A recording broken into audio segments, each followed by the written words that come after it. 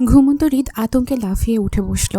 অস্থির উত্তেজিত ব্যাকুলতায় গা থেকে ব্ল্যাঙ্কেট উড়িয়ে ফেলে মায়াকে ডাকল চিৎকার করে। হৃদ, হৃদ, এই হৃদ, কই তুই? হৃদের চিৎকার দেয়াল ভেদ করার মতো ছিল। মায়া কক্ষে নেই। অতিরিক্ত উত্তেজনায় হৃদের শরীর ঘামছে, হাত পা মৃদু কাঁপছে। হৃদ খালি পায়ে অস্থির ব্যাকুলতায় মায়াকে খুঁজতে দৌড়ে গেল বারান্দায়। হৃদের মুখে মায়ার নামের চিৎকার তখনও বহমান। মায়া কক্ষে নেই, অথচ হৃদ পাগলের মতো খুঁজে যাচ্ছে মায়াকে।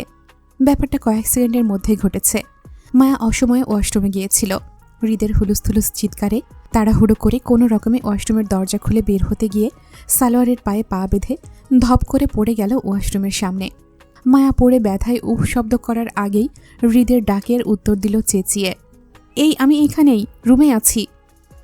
মায়ার ব্যথাতুর অল্প ডাকে হৃদ বিদ্যুৎ গতিতে বারান্দা থেকে দৌড়ে রুমে এলো।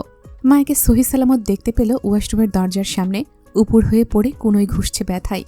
হৃদ তৎক্ষণাৎ দৌড়ে এসে মায়াকে টেনে ফ্লোরে বসে গেল উত্তেজনায়। মায়াকে দুই হাতে বুকে জাপটে জড়িয়ে ধরল। মায়ের হাড় ভেঙে যাওয়ার উপক্রম হয় হৃদের শক্ত বাহুর চাপে। মায়ের নিঃশ্বাসের অভাবে গোঙালো, অথচ আতঙ্কিত হৃদের জান যেন প্রাণ ফিরে পেয়েছে মায়াকে সুস্থ দেখে। মায়া খানিকটা ছটফট করে নিঃশ্বাস নিতে চাইল। হৃদ তখনও মায়াকে নিজের বুকে শক্ত করে চেপে ধরে কী সব বিড়বিড় করছে। হঠাৎ কিছু মনে হওয়ার মতো করে হৃদ মায়াকে দ্রুত ছেড়ে মায়ের মুখ গলা হাতিয়ে দেখতে দেখতে নিজে নিজেই বলে উঠল, তোকে হারিয়ে আমি নিঃস্ব হয়ে যাব হৃদ, প্লিজ আমাকে ছেড়ে যাস না। তোর বিরহ আমার প্রাণে সয় না, পাগল হয়ে যাই আমি। মায়া হৃদের অস্পষ্ট কথাগুলো বোঝেনি। পড়ে গিয়ে মায়া পায়েও ব্যথা পেয়েছে, অথচ হৃদ মায়ের গলা হাতড়াচ্ছে কেন তাও বুঝল না। মায়া অসন্তুষ্ট গলায় বলল, কি করছেন আপনি? ছাড়ুন, আমি পায়ে ব্যথা পেয়েছি, গলায় না। মায়ের কর্কশ গলায় হৃদের মস্তিষ্ক সক্রিয় হয়। মায়া জীবন্ত সুস্থ আছে তার সামনে।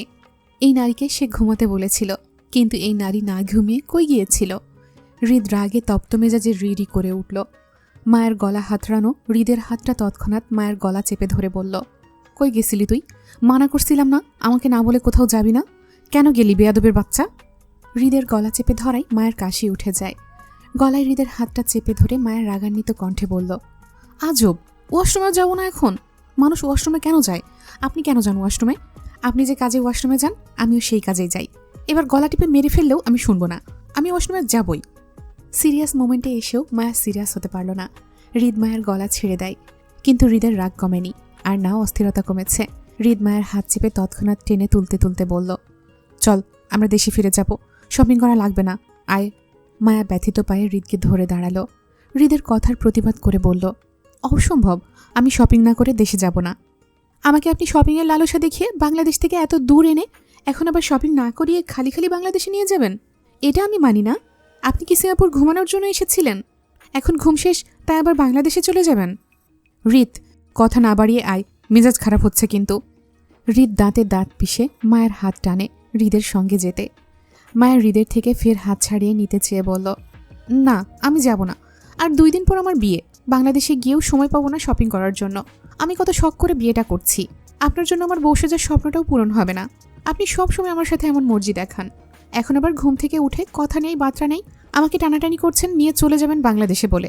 আমার কি কোনো দাম নাই আপনার কাছে? আপনার যা খুশি তাই করুন, যান, আমি যাব না কোথাও আপনার সাথে। আপনি একাই বাংলাদেশে যান, নয়তো আমাকে মেরে রাস্তায় ফেলে যান। কেউ। ঠাস শব্দে মায়া ফ্লোরে লুটিয়ে পড়ল। হৃদের শক্ত হাতের থাপ্পড় পড়েছে মায়ার গালে। হৃদের থাপ্পড় খেয়ে মায়া কয়েক সেকেন্ডের মধ্যে শব্দ করে কেঁদে উঠল অপমানে। হৃদ ঘুমানোর আগেও মায়ের সাথে ভালো ছিল।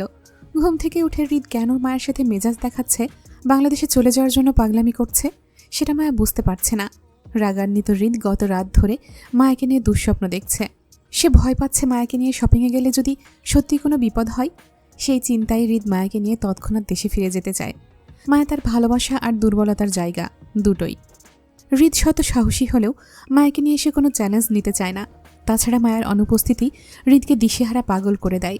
সেখানে মায়ের মৃত্যু হৃদের শত মৃত্যুর কারণ। হৃদ মায়াকে থাপ্পড়টা মূলত সেই কারণেই মেরেছে। হৃদের দেখা স্বপ্ন আর মায়ের বলা কথা দুটো মিলে যেতেই হৃদ রাগে তিলমিলিয়ে উঠে থাপ্পড় বসায়। মায়ের কান্নায় হৃদ জেদ দেখিয়ে রুম ছেড়ে বেরিয়ে যায়। যাওয়ার আগে দরজাটা বাইরে থেকে লক করে যায়, যাতে কেউ ভেতরে ঢুকতে না পারে। হৃদ কোথায় গেছে মায়া জানে না। মায়া ফ্লোর থেকে উঠে কাঁদতে কাঁদতে বিছানায় শুয়ে পড়ল ব্ল্যাঙ্কেট মুড়িয়ে। মায়া আর হৃদের সঙ্গে কথা বলবে না, এবারটা ফাইনাল। কথা নেই বার্তা নেই, অকারণে কেন মার খাবে? মায়া কি কারো সম্পত্তি যে ইচ্ছে মতো হুকুম জারি করবে? দুপুর গড়িয়ে বিকেল 4টে।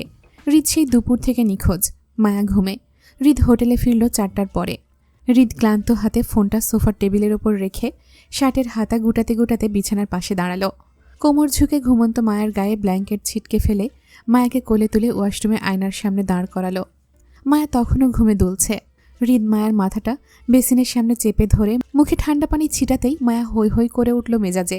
মায়া রাগে এলোমেলো 2 হাতে মুখের পানি পরিষ্কার করতে করতে তিল মিলিয়ে বলল, বাল, ঘুমায়ও শান্তি নাই, বৃষ্টি কি ছাদ ভাঙা পড়ে? মায়ের কথা শেষ হতে না হতেই হৃদ ফের মায়ের মাথা চেপে ধরল বেসিনের ট্যাপের নিচে। মায়ের চোখ মুখ সহ চুল ভিজতে শুরু করলো এবার। মায়া রাগে দুঃখের নিঃশ্বাসের অভাবে ছটফট করে চিৎকার করে উঠল জোরে, আল্লাহ গো, আমি শেষ, নিঃশ্বাস নিতে পারছি না, ছাড়ুন অসভ্য লোক, ছাড়ুন। হৃদ মায়ের বাহু টেনে নিজের দিকে ফেরালো। মায়ের মাথা ভিজে যাওয়ায় গালে ভেজা চুলগুলো লেপটে আছে।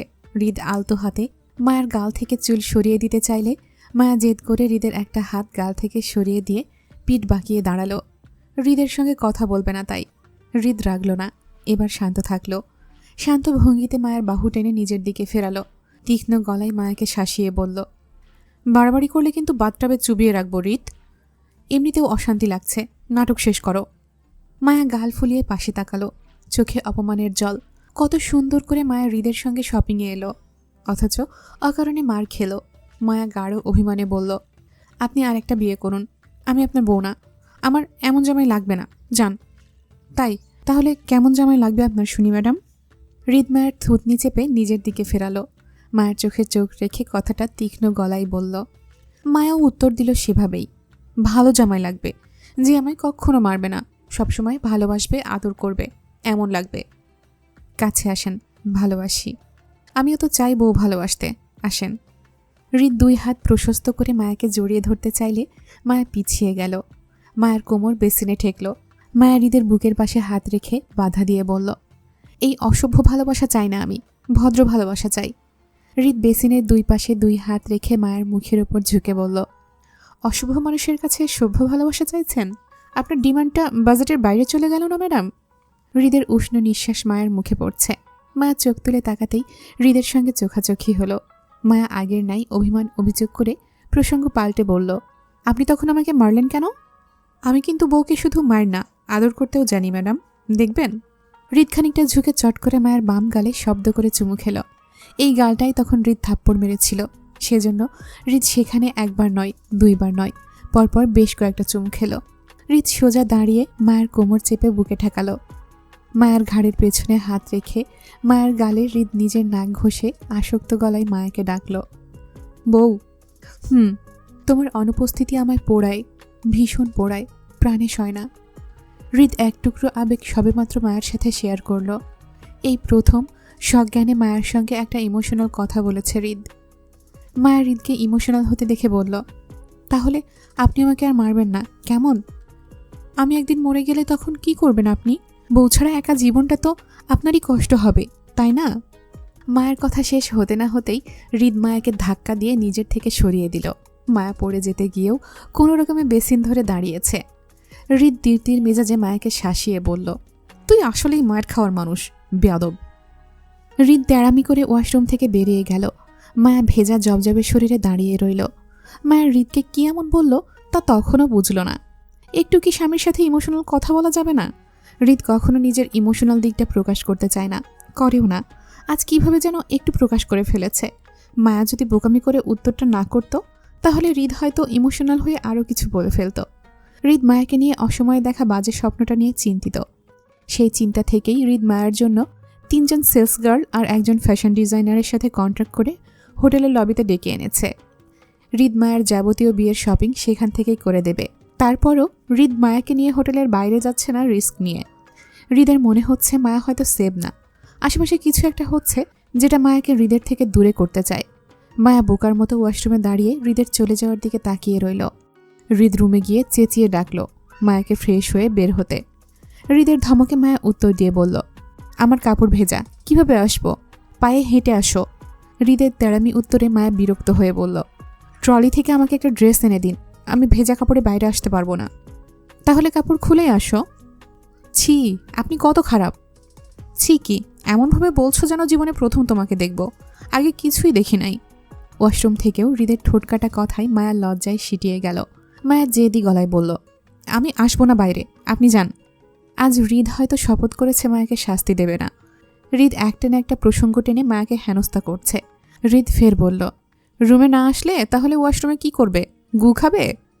ছি, ওয়াক। নাক মুখ কুচকাতে কুচকাতে দ্রুত ওয়াশরুম থেকে বেরোলো মায়া। হৃদ তখন গায়ের পোশাক চেঞ্জ করে শরীরে সাদা টি শার্ট জড়াচ্ছে, পরনে কালো ট্রাউজার।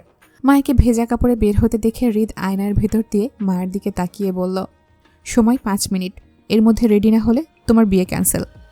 আপনি আমাকে সিঙ্গাপুরে নিয়ে এসেছেন তেনামি করতে? 4 মিনিট 30 সেকেন্ড বাকি আছে। বাধ্য হয়ে হৃদের কথায় মায়া তাড়াহুড়ো করে ট্রলি থেকে কাপড় নিয়ে ওয়াশরুমে ঢুকল। হৃদ চুল ব্রাশ করে বাম হাতের কবজিতে একটা রোলেক্স ঘড়ি জড়াচ্ছে। তখন রুমের দরজায় নক করলো কেউ। হৃদ দরজা খুলে দিতে হোটেলের ম্যানেজার স্টাফদের দিয়ে রুমে বাঙালি খাবার নিয়ে এসেছে। অ্যাথেন্স একজন খ্রিস্টান ধর্মাবলম্বী, বয়স 40-এর ঊর্ধ্বে, বিবাহিত পুরুষ, স্ত্রী সন্তানদের নিয়ে চাকরির সুবাদে সিঙ্গাপুর থাকে। হৃদের একজন বিশ্বস্ত মানুষ অ্যাথেন্স। এর আগে হৃদ যতবার সিঙ্গাপুরে এসেছে এই হোটেলেই উঠেছে। হৃদের সব ধরনের সুযোগ সুবিধার দিকটা অ্যাথেন্স নিজের দায়িত্বে রেখেছে। অ্যাথেন্স স্টাফদের চলে যেতে বলে হৃদের উদ্দেশ্যে সে হাত বাড়িয়ে হাসি মুখে ইংরেজিতে বলল, আশা করছি আর কোনো সমস্যা হবে না মিস্টার খান। আমাদের ফুল সিকিউরিটি আপনাদের নিরাপত্তা দেবে। আপনি নিশ্চিন্তে আপনার মিসেসকে নিয়ে আমাদের হোটেলের লবিতে শপিং করতে পারবেন। সবকিছু ম্যানেজ করা হয়েছে। হাত মিলিয়ে গম্ভীর গলায় ছোট করে ধন্যবাদ জানালো হৃদ অ্যাথেন্সকে।